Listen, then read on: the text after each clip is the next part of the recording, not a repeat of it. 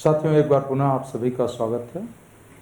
हमारी पीपीटी अंग्रेजी में है, मैं आपको हिंदी में ही बोलूँगा। और जहाँ कहीं भी कुछ आपको लगे समझने का, कुछ ज़्यादा डेटा फैक्ट्स हैं, आपको ऑर्गेनिक एक होलिस्टिक अप्रोच देने की कोशिश करूँगा।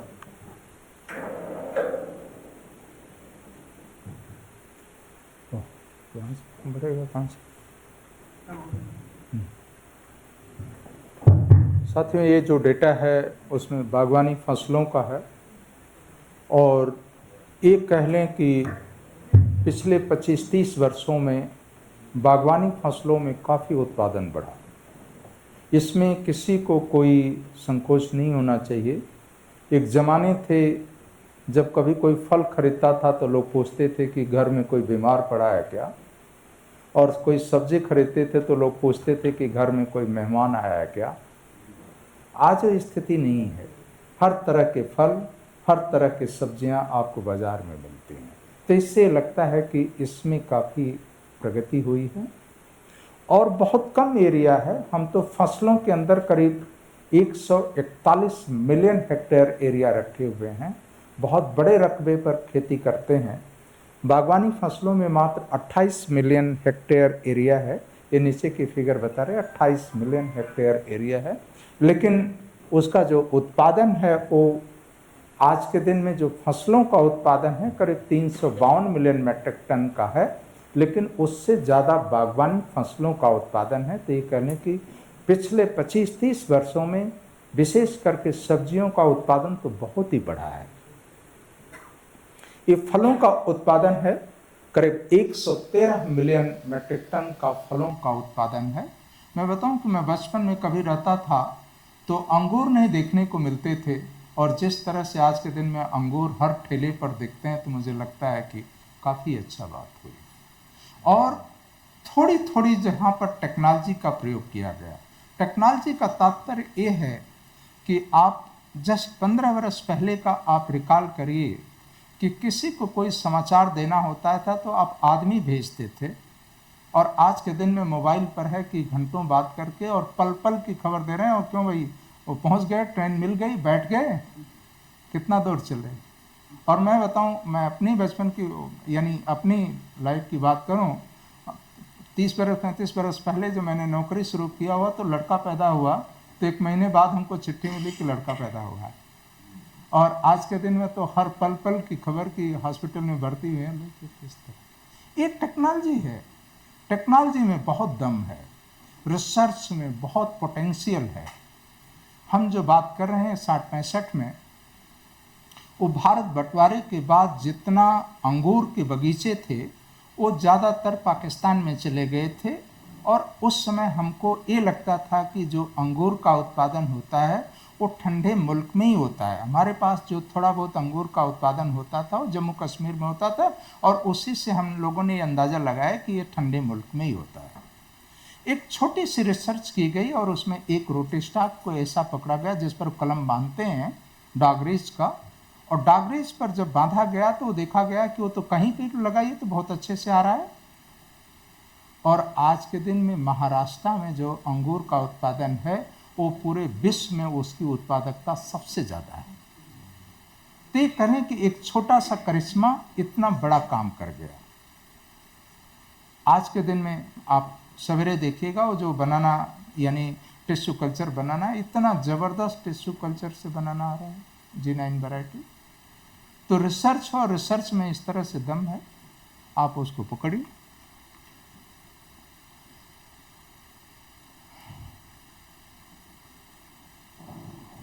बहुत तेजी से सब्जियों का उत्पादन बढ़ा और 214 मिलियन मैट्रिक टन का सब्जियों का उत्पादन बढ़ा। मैं बताऊं कि सब्जियों के उत्पादन में किसान बंधुओं सबसे बड़ा जो रोल प्ले किया वो प्राइवेट सीड सेक्टर ने किया। वो पहले तो हमको सब्जियों का बीज ही नहीं मिलता था। आप तरह तरह की खेती करते होंगे, धान की करते होंगे, गेहूं की खेती करते होंगे। धान और गेहूं की खेती में बीज उत्पादन में कोई दिक्कत नहीं होती है। हमको पता है कि वो धान सूख जाएगा बीज बन जाएगा, गेहूं सूख जाएगा बीज बन जाएगा। लेकिन हर सब्जियों का बीज निकालने का तौर तरीका अलग होता है। आप टमाटर के फल में से बीज कभी निकालते हुए देखे होंगे तब समझ में आता है। आप एक ही फैमिली की कद्दू वर्गीय सब्जियां होती हैं, उसमें जो है लौकी का बीज किस तरह से निकालते हैं और करेले का बीज किस तरह से निकालते हैं, दोनों में बहुत अलग होता है। और कभी मिर्ची का बीज निकालने का एक्सपीरियंस लीजिए तो समझ में आएगा कि कितना कठिन का काम है। वो प्राइवेट सीड कंपनीज हैं जो कि इतना बढ़िया बढ़िया पाउच बना करके आपको जो है पैकेट्स दे रही है। और दूसरा उसमें जो सबसे बड़ा करिश्मा किया गया वो संकर किस्मों का। संकर किस्मों ने पूरी रफ्तार को बदल दिया और थोड़ी बहुत जो उसमें कसर थी, आज के दिन में जो पॉली हाउस वगैरह लगाने लगे, बहुत बढ़िया नर्सरी के तौर तरीके आ गए, उससे भी उत्पादन में काफ़ी इजाफा हुआ। तो ये कह लें कि सब्जियों के उत्पादन में ये सारी चीज़ों का बहुत बड़ा रोल था। आपसे सिर्फ एक अनुरोध रहेगा कि सब्जियों को खाने में भरपूर वरीयता दीजिए।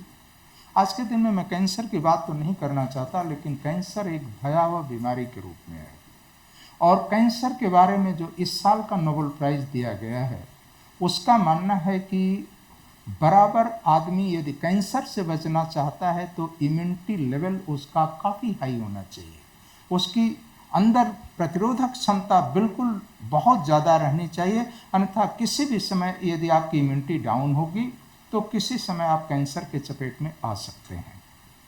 और सबसे ज़्यादा इम्यूनिटी को बढ़ाने का जो काम है वो जो रंगीन सब्जियां हैं या जो रंगीन खाने वाली चीज़ें हैं वो बहुत अच्छे हैं। और जितनी तरह का रंग, यानी तरह तरह के रंग वाली जितनी सब्जियों में रंग मिलेगा उतना किसी खान पान में आपको नहीं मिलेगा। कि तो फलों में रंग मिलता है कि तो सब्जियों में मिलता है। आप टमाटर का लाल रंग, बैगन का बैगनी रंग, मूली का सफ़ेद रंग, गाजर का नारंगी रंग, इस तरह का रंग किसी में आपको मिलेगा ही नहीं। वो पत्ती वाली सब्जियों में भी देखिए तो उसका चटक हरा रंग जो है, ये सभी पिगमेंट उनकी जो अपने जो रसायन की भाषा में उसको कहिए कि एंथोसाइनिन है तो कैरोटीन है तो जेंटोफिल है, जितने भी कलर हैं वो बहुत बढ़िया जो कैंसर काम करने वाली चीज़ें हैं, कैंसर जो बढ़ाती हैं, जो फ्री रेडिकल्स हैं उनको ख़त्म करने का बहुत अच्छा उसमें काम करते हैं।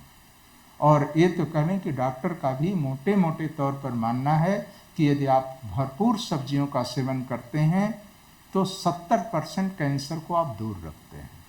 ये कहें कि बहुत बड़ी चीज़ है। हार्ट डिजीज़ के बारे में सिर्फ एक है, अभी 2 दिन पहले अब इसी हाल में वर्ल्ड स्ट्रोक डे 29 अक्टूबर को जो है पूरे देश में यानी पूरे विश्व भर में वो स्ट्रोक डे मनाया गया। स्ट्रोक की हालत ये है कि कम से कम पूरे यानी हम अपने देश में बात करें तो करीब 10 से 15 लाख हर साल जो है मौत स्ट्रोक से होती है।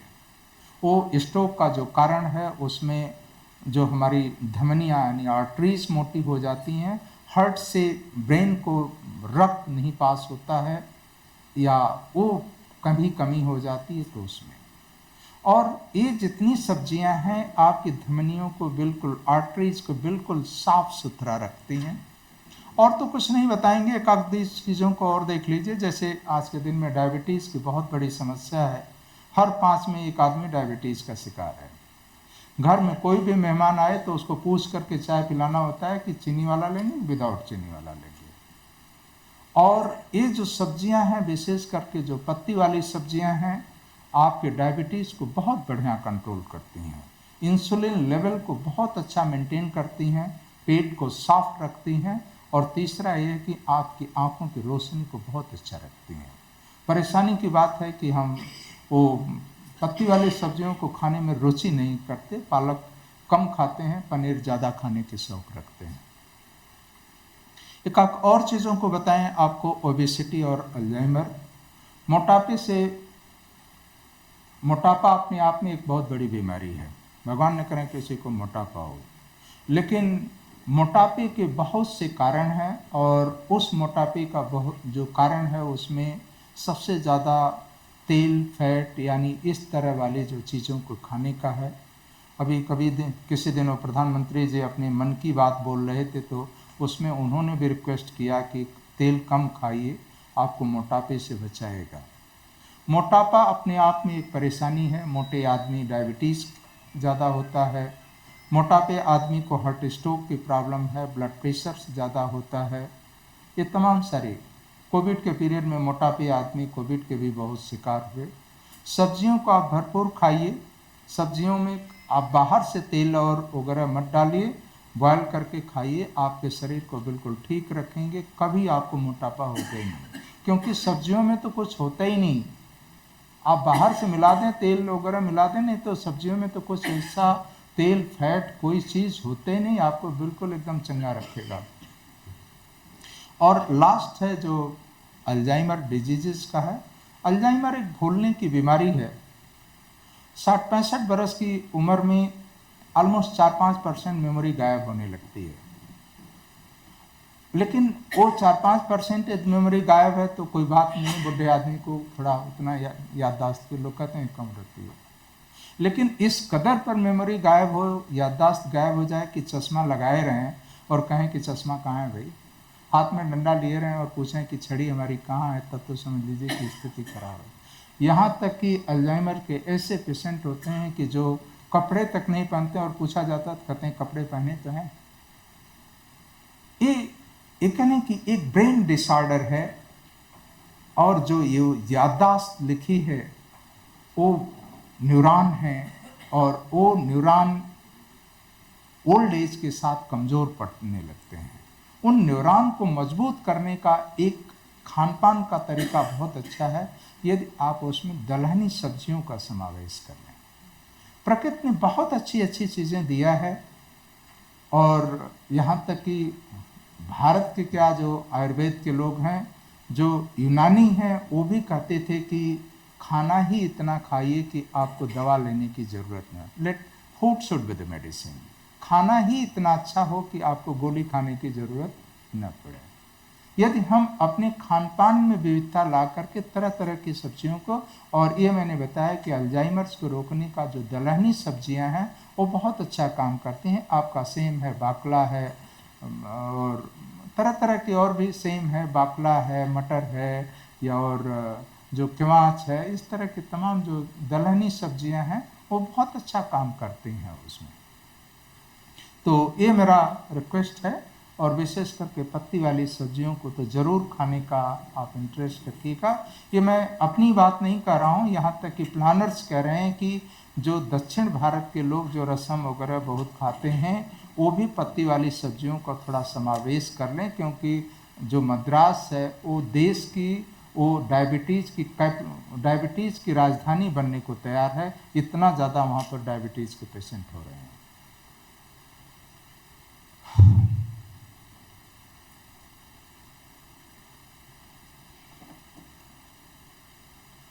एक चीज़ और बताएं आपको, जैसे वो लाइट वाले का रहता है ना, जो ट्रैफिक लाइट रहती है, और ट्रैफिक लाइट पर रहता है कि जब ग्रीन है तो आप चलिएगा, जो येलो है तो तैयार बैठिएगा, चलिएगा नहीं, और रेड है तो बिल्कुल ही नहीं है।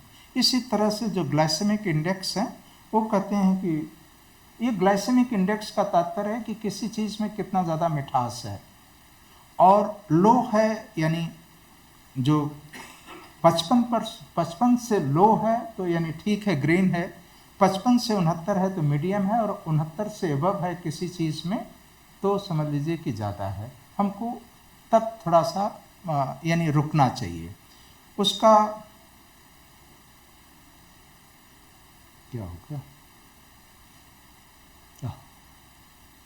अब जैसे मैंने आपको कहा कि 55 तक जिनका है एवरेज, अब खान पान में आप लेते हैं, चीनी लेंगे तो उसमें ज़्यादा मिठास है, सब्जियों को लेते हैं तो कम मिठास है, रसगुल्ला खाते हैं तो पूरा का पूरा मिठास है उसमें। ये आप जितनी सब्जियों की लिस्ट इसमें दिया है, केल है, ब्रोकली है, कैबेज है, मशरूम है, ऑनियन है, लेट्यूस है, ग्रीन पीस है, सिर्फ एक नीचे जो स्वीट पोटैटो जा रहा है, शकरकंदी जो जा रहा है, शकरकंदी आपको मीठा लगता ही है, उसी का एवरेज जा रहा है 50 से ज़्यादा 54 पर जा रहा है। अन्यथा जितनी भी सब्जियां हैं आप उनका देखिए कि सबका ग्लाइसेमिक, सब्जियों में कहाँ मिठास रहता है। और हम तो यही कह रहे हैं कि 55 तक जितनी हैं उनको आप डेली खाइए। जो 55 से 69 के बीच में हैं, 56 से 69 के बीच में हैं, उनको थोड़ा कम खाइए, और 69 से ज़्यादा वाले जो हैं उनको बिल्कुल रिस्ट्रिक्ट कर लीजिए। तो जैसे डायबिटीज़ का यदि आपको कोई सिम्टम्स है, तो जो मीठा आप खाते हैं वो करीब हफ्ते में 1 दिन खाते हैं, तो उसको अवॉइड करके 15 दिन में 1 दिन लीजिए, महीने में 1 बार मिठाई खाइए। और ये वाली जो सब्जियां हैं जिनका कि कोई दिक्कत नहीं, आप उसको डेली खा सकते हो। यही तो सलाह है, और तो क्या है। ये तो डायबिटीज़ का आप डॉक्टर के यहाँ जाओ तो यही सलाह देगा कि इसका कोई दवा नहीं है, और दवा भी आपको दवा भी लेंगे तो ज़िंदगी में दवा लेनी पड़ेगी। ये जो इलाज है वो सबसे अच्छा है कि आपको इतनी सी जानकारी, आप अपने शरीर को अवॉइड कर लीजिए इस तरह की चीज़ों को खाने के, अपने आप साफ रहेंगे।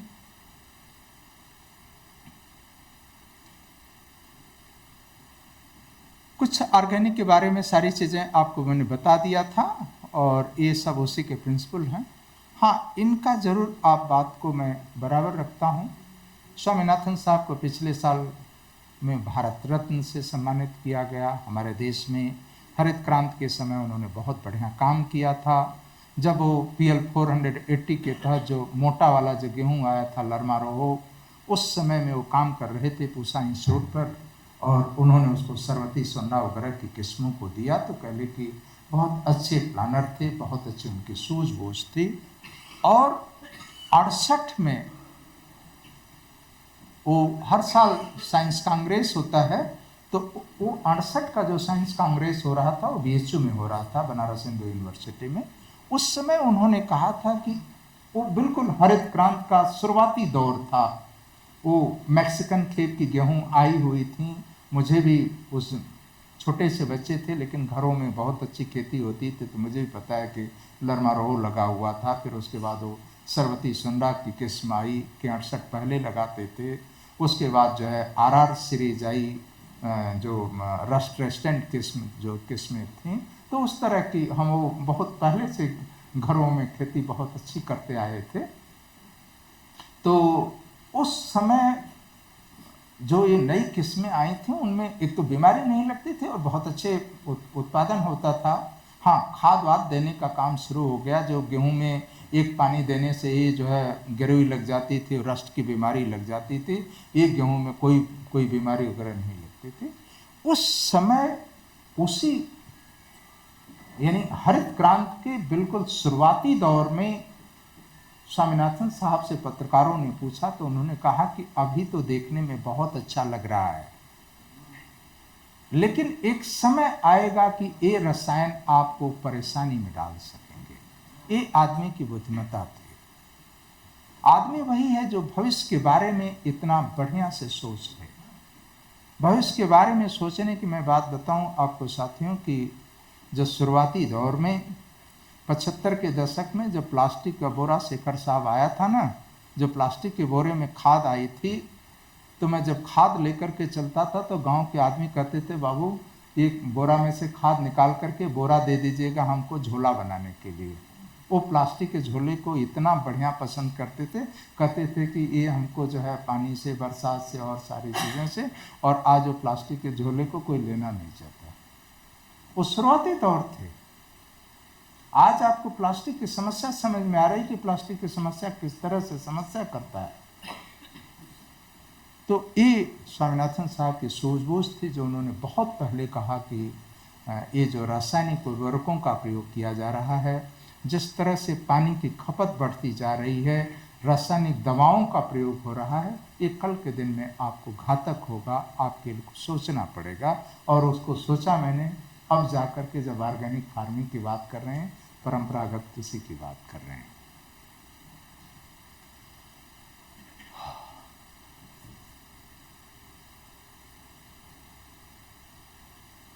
ये आपको बता रहा था कि ये जो आपने थोड़ा बहुत प्रयोग किया, यानी जो ऑर्गेनिक की तरफ बातचीत चल रही है, परंपरागत कृषि की बात चल रही, धीरे धीरे इनके इस साल 22-23 में करीब कह लीजिए कि 62,284 था, 63,284 था, और 52,466 है। तो करीब 10,000 मेट्रिक टन यदि जो है पेस्टिसाइड का कम कंजम्पशन हुआ तो ये आपके ऑर्गेनिक फार्मिंग, नेचुरल फार्मिंग की देन है। दिन पर दिन एक जागरूकता बढ़ी है, रसायनों का प्रयोग कम हुआ है, ये डेटा आपको बता रहा है।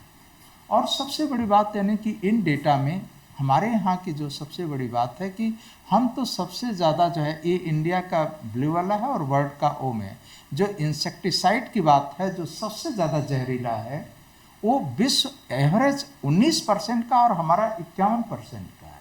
हमने तो कीड़ा देखा ना, तुरंत तो दवाई डालने की बात ही सोचता है। और जहाँ थोड़ा कम वाले जो हैं, जैसे हर्बिसाइड्स वगैरह की बात है, वो हर्बिसाइड कम टॉक्सिक हैं, कम नुकसानदायक हैं, वहाँ हमारा एवरेज मात्र 16 का और वर्ल्ड एवरेज 56 का है। वो खरपतवार के लिए जो है दवाओं का प्रयोग करते हैं, लेकिन हम तो खरपतवार तो निकालने के नहीं, हम तो सिर्फ कीड़े मारने के लिए, और कीड़े मारने वाली दवाएं ही सबसे ज़्यादा स्वास्थ्य के लिए, सबसे ज़्यादा पर्यावरण के लिए, सबसे ज़्यादा उनके लिए नुकसानदायक। और सबसे ज़्यादा जो अभी बात कॉटन की कर रहे थे, जितनी रसायनों का प्रयोग होता है, कीटनाशी रसायनों का प्रयोग होता है, उसमें सबसे ज़्यादा 37% कॉटन की फसल में, और मात्र 3% एरिया हमारे सब्जियों के अंदर है, 13% रसायनों का प्रयोग होता है। एक बैगन की कोई खेती करता था, बहुत बढ़िया खेती करता था, हमारे यहाँ एक सर्वे में गए हम लोग, तो उससे पूछे कि ये बैगन में जो तना और फलछेदक कीट लगता है जो बैगन में, वही तो एक ही कीड़ा है जो कि बैगन में लगता है। तो उससे पूछा गया कि कितनी बार दवाई का छिड़काव करते हो, तो कहा 6 महीने की फसल में कम से कम 50-60 बार तो मार ही डालते हैं, ज़्यादा। वो तो हर तुड़ाई किया और बाजार में गया, तो बाजार में जब बेच करके आता है तो पॉकेट में वो रसायन ले करके आता है, और जिस दिन और थोड़ा ज़्यादा पैसा मिला उस दिन थोड़ा ज़्यादा ही ले करके आया। तो इस तरह की चीज़ है। तो एक आदमी ने पूछा कि बाबा इतनी बार आप डालते हो, 60-70 बार आप बता रहे हो कि दवाई डालते, तो अपने भी खाते हो? कहा अपने तो नहीं खाते। कहा मुझे तो पता है नहीं कि मैं अभी कल ही डाला था, इस तरह। अब आप ये सोच सकते हो कि जिस रसायन को हमारे जो रसायन के जानकार हैं, शिखर रूपक साहब, ये जो कहते हैं कि इतनी हाई मॉलिक्यूल्स के हैं, सैकड़ों बरस भी रह लें तब भी वो जो है शरीर में, यदि आपने 25-30 बरस पहले आपने कोई दूध पिया है, या आपकी माँ के जो है दूध में यदि एल्ड्रिन रहा है, कोई इंसेक्टिसाइड है, तो आज भी हमारे शरीर में है, और 25-30 बरस बाद भी किस दिन वो केमिकल कैंसर का रूप लेगा हम नहीं जानते। तो ये तो केमिकल डायरेक्ट खाने की बात है, नहीं कि वो 60 बार 70 बार हो दवाई का।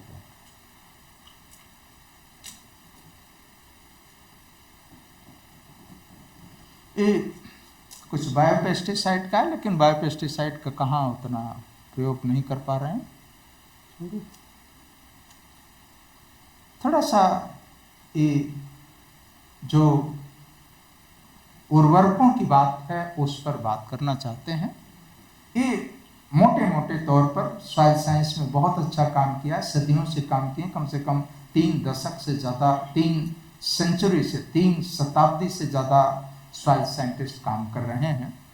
उनका ये मानना है कि पौधे को, फसल को 16 तत्वों की ज़रूरत होती है, जिसमें 13 तत्व जो है कार्बन, हाइड्रोजन, ऑक्सीजन, वो हवा और पानी से मिल जाता है।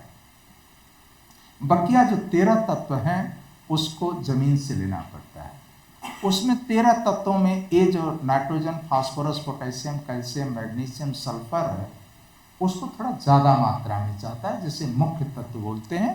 और आयरन से नीचे iron, manganese, zinc, copper, boron, molybdenum, chlorine जो है, ये सूक्ष्म तत्व हैं, इनकी बहुत कम मात्रा में ज़रूरत होती है। लेकिन पौधे को दोनों का बैलेंस बहुत ज़रूरी होता है।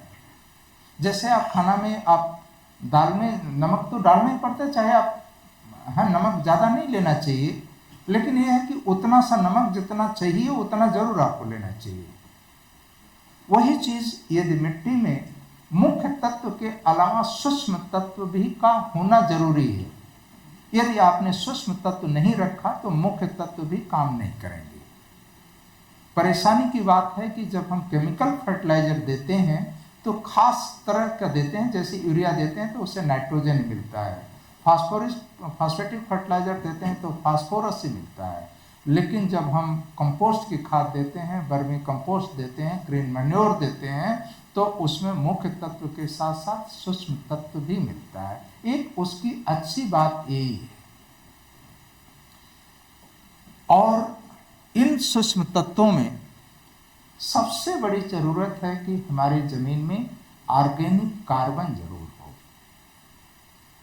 ऑर्गेनिक कार्बन पूरे तत्वों को एक समाहित करता है और फसल को आपको बहुत अच्छा तैयार करता है अपने आगे की प्रक्रिया के लिए।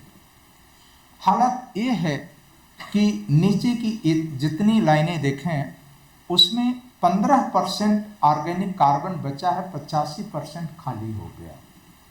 नाइट्रोजन की हालत ये है कि 3% नाइट्रोजन बचा है, 97% हमारी जमीन से नाइट्रोजन खाली हो गया।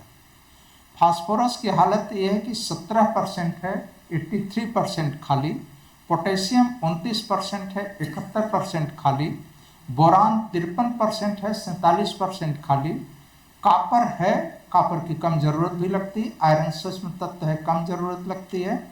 और जिंक की हालत है कि 61% है, 39% खाली है। ये जो जिंक की बात लास्ट वाले को मैंने कहा कि जब जमीन में जिंक की कमी हो जाती है तो जो फसल तैयार होती है उसमें भी जिंक कम रहता है। और जिंक हमारी जो इम्यूनिटी है, जो हमारी प्रतिरोधक क्षमता है, उसको बहुत अच्छे से मेंटेन करता है। जिंक को कहते हैं कि बीमारियों का यानी रोकने का गेटकीपर का काम करता है। इसी वजह से कोविड के पीरियड में जिंक कोविड करके वो दवा आती थी। तो ये कह लें कि आज हमने जिस तरह से खेती करने का काम किया है, हमारी खेती की हालत इस तरह से बनी हुई है। और ऑर्गेनिक कार्बन जिसकी की बात कर रहे थे कि जमीन में यदि तरह तरह के कंपोस्ट डालते हैं, ग्रीन मैन्योर डालते हैं, तो उसमें एक ऑर्गेनिक कार्बन का बढ़िया परसेंट रहता है। और हालत ये है कि जितनी ज़मीनें हैं हरियाणा से लेकर के पंजाब तक, वो आप देखें, अब अपने स्टेट का भी देख सकते हैं, कहीं पर होगा तो वेस्ट बंगाल में, वहाँ अभी थोड़ा ऑर्गेनिक कार्बन बचा है। नहीं तो पंजाब और हरियाणा में देखें तो 99% खाली, वहाँ 14% बचा है। अच्छा, वे जो तत्व हैं, अब उसमें कहते हैं कि नाइट्रोजन, फास्फोरस और पोटास का जो प्रयोग किया जाए वो अनुपात 4-2-1 का होना चाहिए। 4 भाग नाइट्रोजन हो, 2 भाग फास्फोरस हो, 1 भाग पोटेशियम हो। हालत यह है कि एक सीरियल आया था हमारे को, बीएचयू के बहुत ही सॉइल साइंटिस्ट के बहुत ही अच्छे जानकार थे, बहुत बढ़िया बोलते थे तिवारी जी। तो उनका एक सीरियल ही बना था, 15 एपिसोड था उसमें, शेखर साहब, वो बहुत प्रचलित हुआ था, फेंका यूरिया बढ़ावा उत्पादन। वो यूरिया दे करके उत्पादन बढ़ाने पर उन्होंने सीरियल बनाया था। आप देखेंगे कि इंडिया का एवरेज क्या है, 10। और जो नॉर्थ और वेस्ट में, विशेष करके नॉर्थ में देखें तो यूरिया का यानी नाइट्रोजन का 30% जा रहा है। यानी पूरी खेती यूरिया के बल पर हो रही है। दूसरा ये है कि ये जो केमिकल फर्टिलाइजर्स हैं उनके साथ जो मटेरियल जाता है उसमें हैवी मेटल भी जाते हैं। हैवी मेटल ऐसे हैं जो कि ज़मीन में तो वैसे तो बहुत स्वच्छ मात्रा में हैं, लेकिन यदि आपके संपर्क में आते हैं, आपके भोजन में कहीं जाते हैं, तो किस तरह की बीमारी उत्पन्न करते हैं वो बहुत मुश्किल का काम है। पहले तो उसकी जांच वाँच भी नहीं होती थी, अब तो थोड़ा जांच वाँच भी शुरू हो गई है। जैसे कुछ हैवी मेटल हैं, कैडमियम है, क्रोमियम है, कापर है, लेड है, जिंक है, ये सभी हैवी मेटल्स में है। और ये जब केमिकल फर्टिलाइजर देते हैं तो साथ साथ ज़मीन में ये भी जाते हैं और हमारे खान पान में भी ये जाते हैं। तमाम इनके हानिकारक प्रभाव भी हैं, बहुत मुश्किल से है इनकी स्टडी वगैरह भी करना। हाँ, ये कह लें कि जो हम जितना फर्टिलाइज़र देते हैं उसका भी भरपूर सदुपयोग नहीं हो पाता है, क्योंकि केमिकल फर्टिलाइज़र के देते हैं तो नाइट्रोजन की जो प्रयोग करते हैं वो 30 से 50%, आधा तो नाइट्रोजन लीच होकर के ज़मीन में जाता है, फिर उसके बाद तो पानी के जरिए हमारे तालाब में पहुंचता है, नदियों में पहुंचता है, और किस तरह से प्रॉब्लम करता है वो एक बहुत बड़ी चेन बनाता है। तो ये उसी पर डिपेंड है। ये कुछ प्रयोग कर रहे हैं और पहल चल रही है सिटी में भी। आज के दिन में बहुत सिटी की बढ़ने की बहुत बड़ी रफ्तार है। पूरा देशी या पूरा एशियाई मुल्क ही लगता है कि नगरीकरण की प्रक्रिया में बढ़ रहे हैं। जहाँ एक छोटी सी दुकान थी, आज वहाँ देखिए तो एक अच्छी मार्केट होती जा रही है। छोटी सी मार्केट कल के दिन में सिटी का रूप लेती। एक सिटी से जो गार्बेज निकल रहे हैं, सॉलिड वेस्ट निकल रहे हैं, उनको एक तो मैनेज करने की बहुत बड़ी समस्या है, और यदि हमारी कोई रिसर्च टेक्नोलॉजी बहुत अच्छी निकल गई तो उससे ये उम्मीद करते हैं कि एक ऑर्गेनिक कंपोस्ट भी हम बहुत बढ़िया बना सकते हैं, जिनका कि एक बहुत बढ़िया निराकरण भी कर सकते हैं और उपयोग भी कर सकते हैं। कुछ जगहों में इसका एक बढ़िया काम किया है। अभी उस काम को और ज़्यादा करने की ज़रूरत है, बस इतने मैं यहाँ पर कहूँगा। हाँ, एक परंपरागत काम बहुत अच्छा हम लोग करते थे, जो हरी खाद बनाते थे, ग्रेन मैन्योर करते थे। हम अपनी तरफ में सनई की खेती करते थे और सनई को मिट्टी में मिला देते थे। आपकी तरफ जो वेस्ट बंगाल में है वो ढैंचे की खेती करते थे, ढैंचे को ज़मीन में मिला देते थे। वो जो उससे मिलाते थे, ये nutrient available from 1 ton grain manure, सस्पेनिया था आपका ढैंसे का ही दे रहा है। उसमें आप उस पॉइंट को मत देखिए कि कितना नाइट्रोजन फास्फोरस दे रहा है, लेकिन मेरा ये मानना है कि उसके साथ ये magnesium, zinc, iron, manganese, copper ये भी तो मिल रहा है ना। चाहे भले छोटी मात्रा में मिल रहा है, लेकिन मिल तो रहा है ना। ये हम इस छोटे छोटे जो प्रभाव थे, बहुत जो छोटे छोटे काम थे, उसको हम लोगों ने छोड़ दिया, काम ही करना ही छोड़ दिया। हो खेती को बिल्कुल हमने वो उद्योग धंधा समझ लीजिए, रसायन समझ लीजिए। ये हमारी जो है मजबूरी थी, और यदि उसको आज भी फॉलो करें तो बहुत ही अच्छी बात होगी उसमें।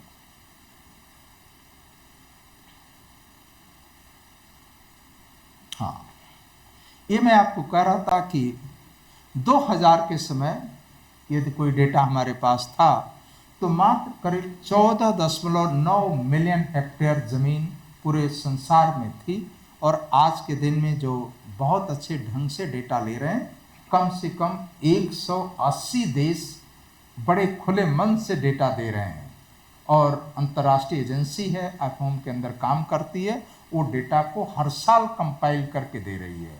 ये कह लें कि कहीं कोई प्लानिंग करने के लिए, कोई योजना बनाने के लिए आपको अच्छी जानकारी मिलना बहुत ज़रूरी रहता है, और इस एजेंसी को मैं धन्यवाद दूंगा कि हर साल अपडेटेड डेटा दे रही है आपको प्लान करने के लिए। तो जहां 2000 में मात्र 14.9 मिलियन हेक्टेयर, 15 मिलियन हेक्टेयर ज़मीन थी, आज के दिन में 98 मिलियन हेक्टेयर ज़मीन जो है ऑर्गेनिक के अंदर आ गई। तो ये कहें कि ये लाइन ही सीधी जा रही, तो बता रही कि बहुत अच्छा रफ्तार पकड़ा। और कुछ देश हैं जैसे ऑस्ट्रेलिया में ज़मीन भी ज़्यादा है उनके पास, ऑर्गेनिक की सबसे ज़्यादा एरिया उनके पास है।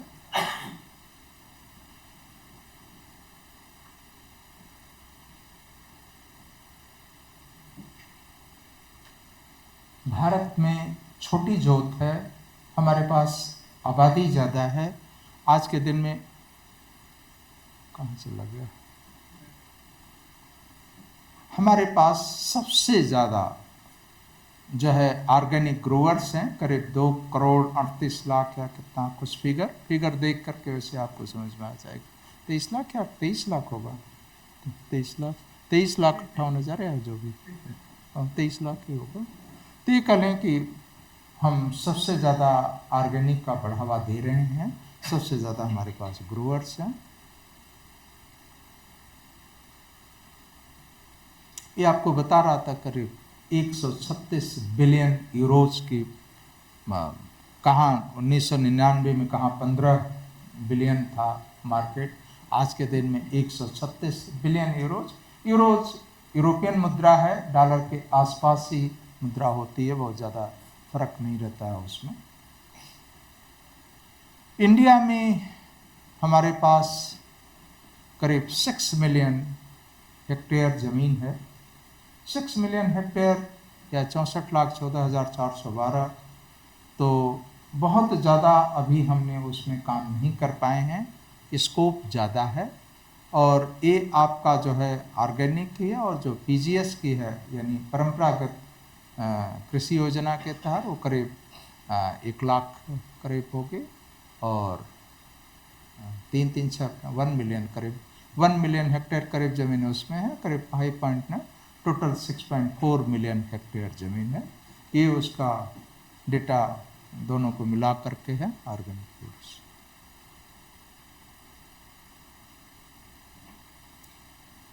हमारे देश में मध्य प्रदेश सबसे बड़ा प्रदेश भी है, यानी उस तरह से प्रदेश बड़ा है कि उसके पास ज़मीन ज़्यादा है। तो मध्य प्रदेश में सबसे ज़्यादा ऑर्गेनिक एरिया है, उसके साथ महाराष्ट्र, गुजरात, राजस्थान, उड़ीसा में।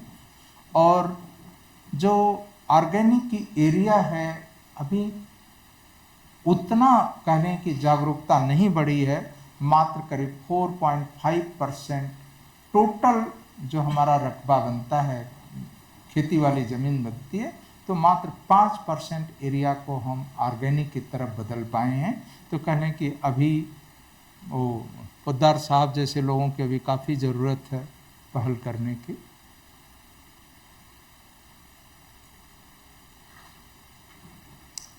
जो हमने करीब इस साल जो है करीब 16,000 करोड़ रुपए का एक्सपोर्ट किया था, और ये एक्सपोर्ट में तरह तरह की चीज़ें शामिल हैं। कुछ उसमें जो एक्सपोर्ट कुछ डोमेस्टिक में भी था, कुछ बाहर के देश में भी दिए हुए थे, तो इस तरह की चीज़ें हैं। हाँ, उसमें सीधे मैं चारों तरफ के लोगों पर आ जाता हूँ। ये आपने जो आपका स्कीम चल रही है उसके बारे में है, कैसे प्रोसीड कर रहे हैं।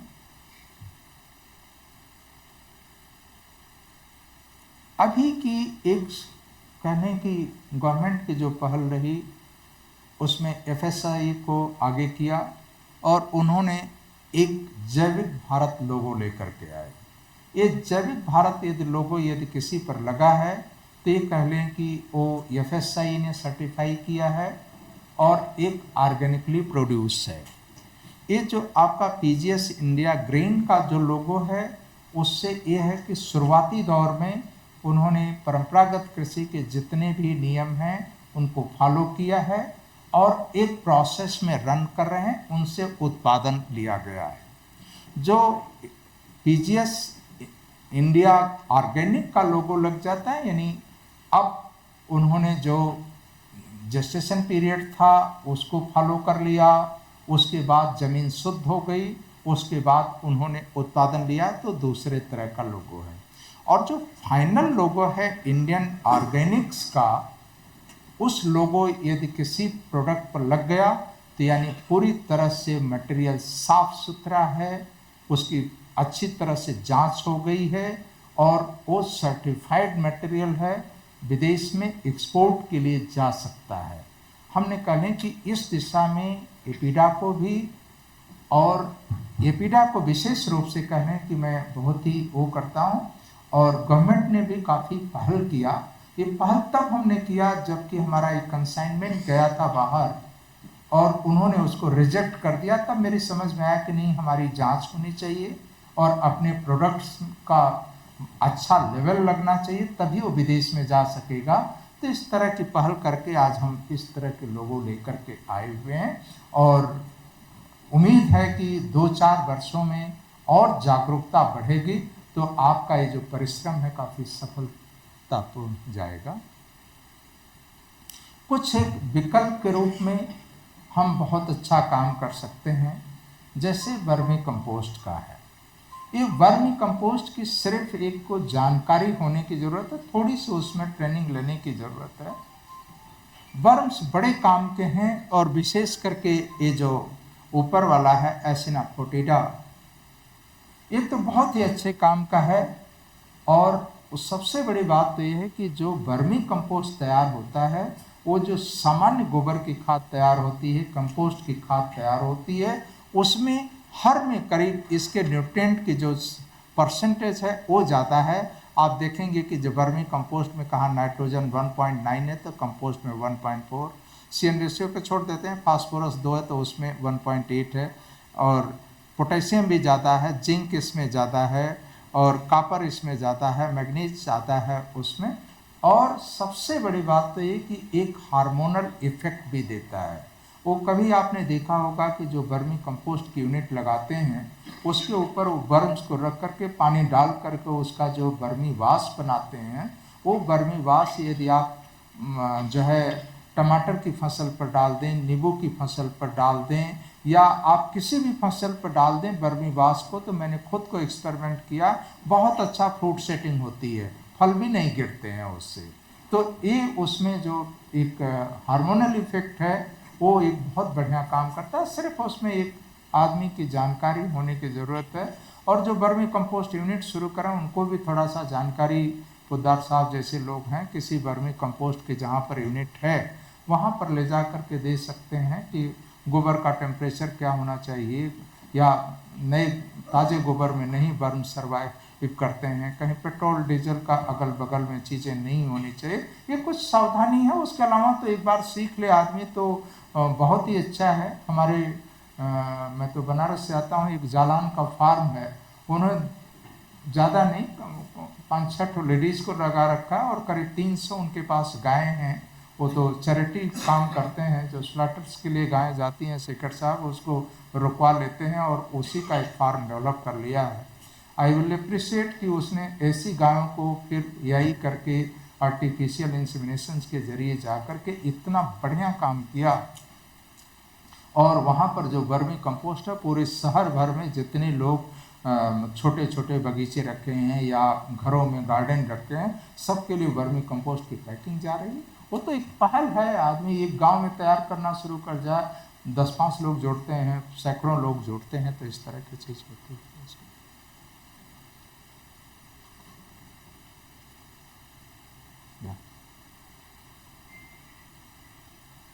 ये उसी का बता रहा है, वर्मी कंपोस्ट का ही बता रहा है कि एक हार्मोनल इफेक्ट देता है।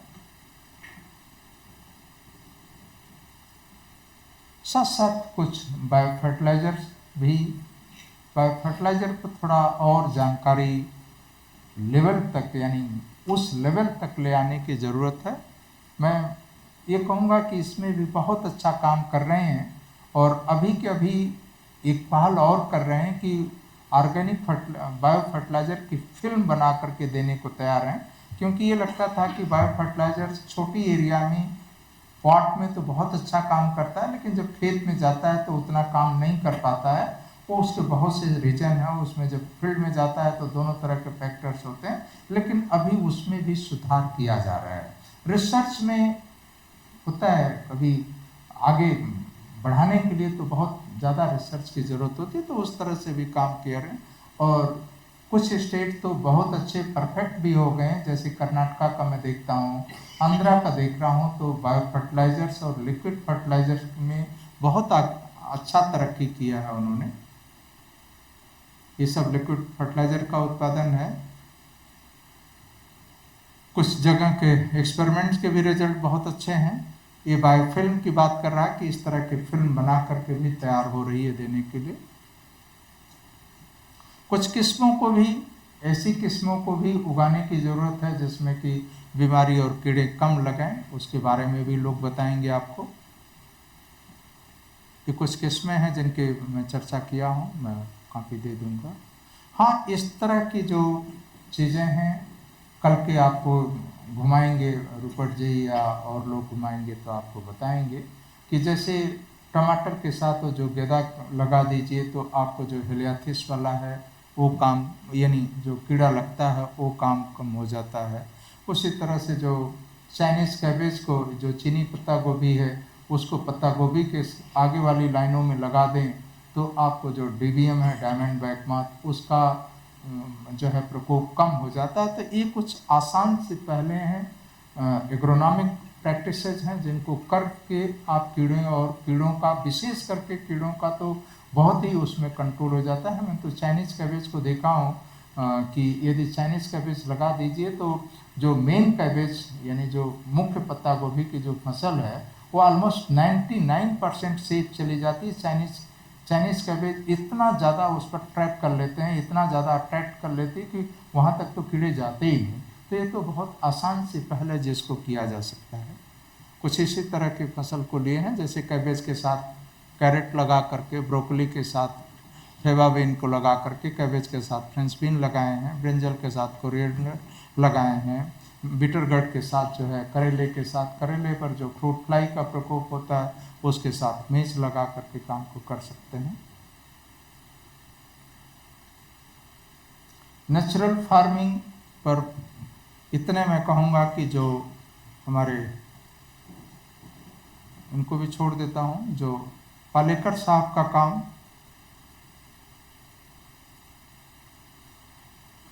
फादर ऑफ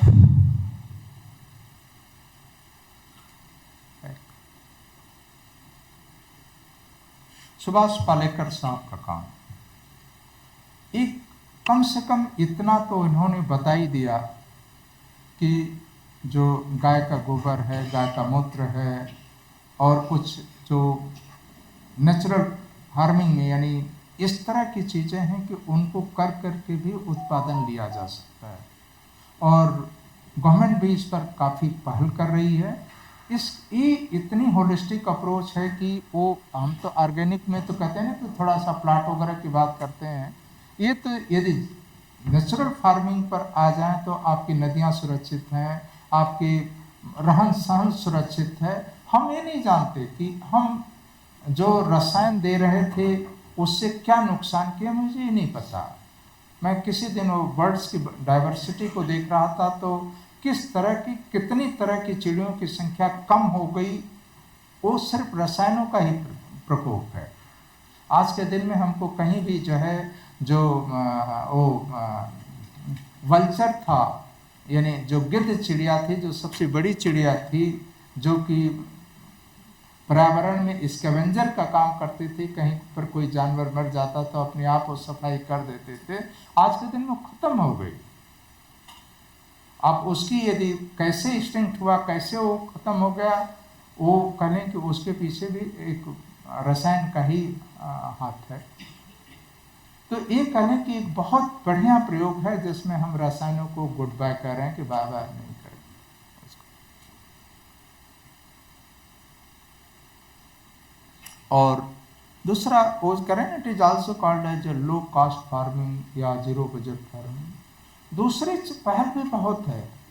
ये जो केमिकल फर्टिलाइजर्स हैं, मैं उसमें दो तीन बातों को जोड़ूं। जो नाइट्रोजन फर्टिलाइजर्स है वो पूरी तरह से पेट्रोलियम प्रोडक्ट है, जो पेट्रोलियम से बनता है।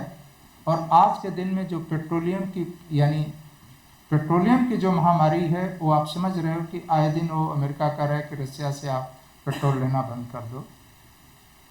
जो फास्फेटिक फर्टिलाइजर्स हैं, वर्ल्ड में दो ही जगह फास्फेटिक फर्टिलाइजर सबसे अच्छा बनते हैं, एक तो यूक्रेन में है, दूसरा जॉर्डन में है। जॉर्डन आपकी अपनी आप की समस्या है, इजराइल के बगल वाला जॉर्डन है, और यूक्रेन में बराबर युद्ध चल रहा है। तो ये जो फर्टिलाइजर्स हैं वो जो बाहर के देश से हमारे पास आ रहे हैं, वो भी एक बहुत बड़ी समस्या है हमारे लिए कि वो जिस तरह की विश्व की राजनीति बदल रही है, हमको आए दिन सोचना पड़ता है। तो कम से कम ये आप जो नेचुरल फार्मिंग, ऑर्गेनिक फार्मिंग अपना लेंगे तो हमको किसी के ऊपर डिपेंड नहीं रहना पड़ेगा, ज़मीन भी साफ रहेगी, हमको किसी के ऊपर डिपेंड नहीं रहना पड़ेगा। ये भी एक बहुत अच्छी पहल है और हमारा खर्चा भी बचेगा।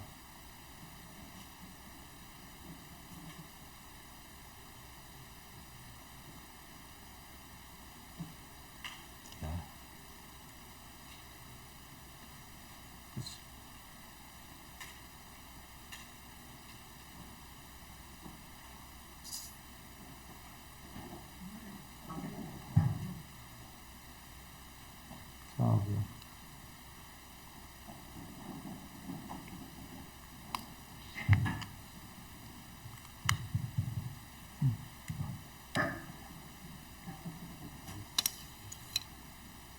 ये वाले भी कम करो, वहाँ से कर लेंगे।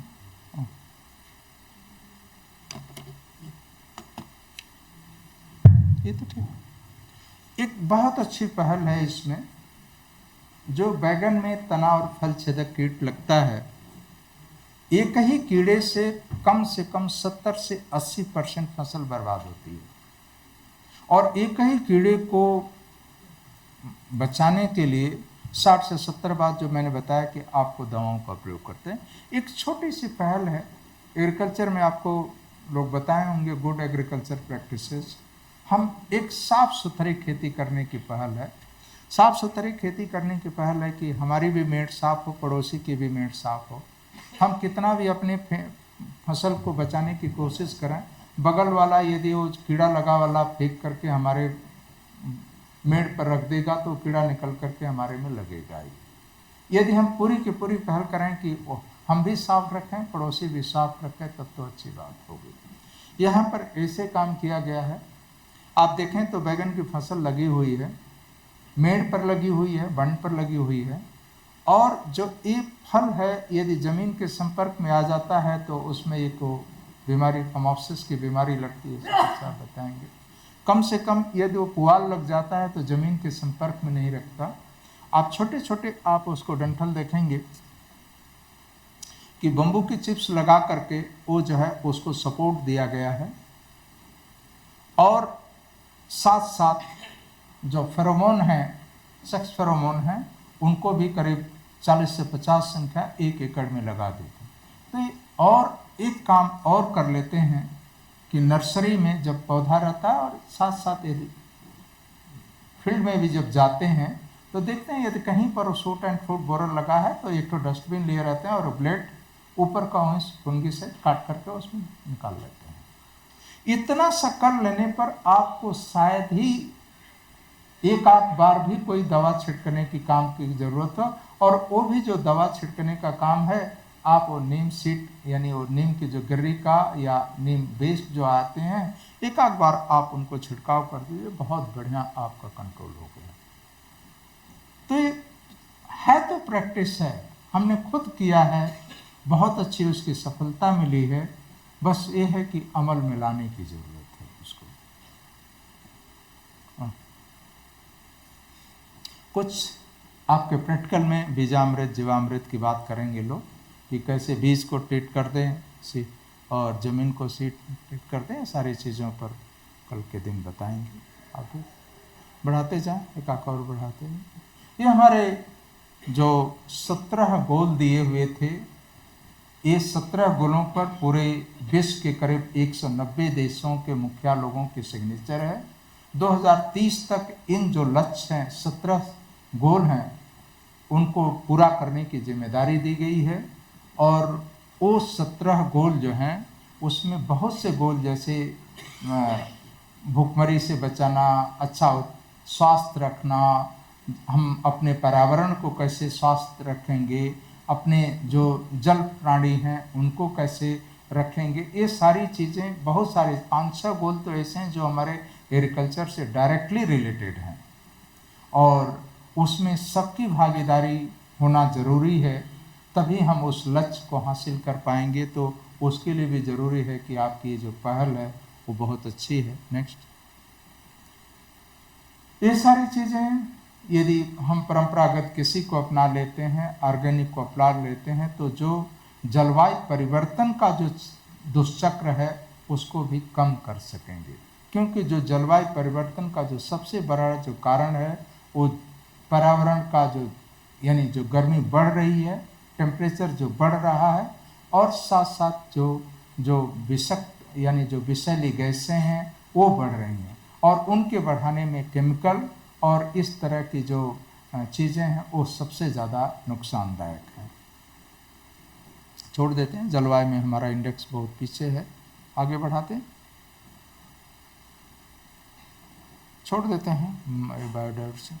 कुछ ऐसी फसलों को लेने की ज़रूरत है जो कि कम उनको यानी कम देखरेख की ज़रूरत होती है। हार्डी फसलें हैं तो उनमें कहें कि जो दलहनी वाली सब्जियां हैं, कुछ ऐसी सब्जियां हैं जो कि बहुत कम देखरेख की उनकी ज़रूरत होती है। इवन हमारे एक दिन ऑनरेबल वीसी साहब आए थे तो वो भी कह रहे थे कि ऑर्गेनिक के लिए एक सबसे बड़ी ज़रूरत ये है कि ऐसी फसलों का चुनाव करना चाहिए जिसमें बीमारियां कम लगती हों, कीड़े कम लगते हों और वो फसल आसानी से हो जाती हो, उसको बहुत ज़्यादा खाद पानी की ज़रूरत नहीं हो। तो नेचर में हमारे पास इस तरह की तमाम फसलें हैं, हमको उसमें बढ़ावा देना चाहिए। यही वजह है कि दलहनी फसलों का जो ऑर्गेनिक उत्पादन हमारे देश में काफ़ी अच्छा बढ़ा है, क्योंकि दलहनी फसलों में ना तो ज़्यादा फर्टिलाइज़र की ज़रूरत होती है, खास करके जो दलहनी फसलें हैं उसमें बहुत ज़्यादा बीमारी कीड़े का भी प्रकोप कम होता है। नेक्स्ट, कुछ ऐसी फसलें हैं उनके बारे में, कुछ का बीज उत्पादन के बारे में बता रहे। नेक्स्ट,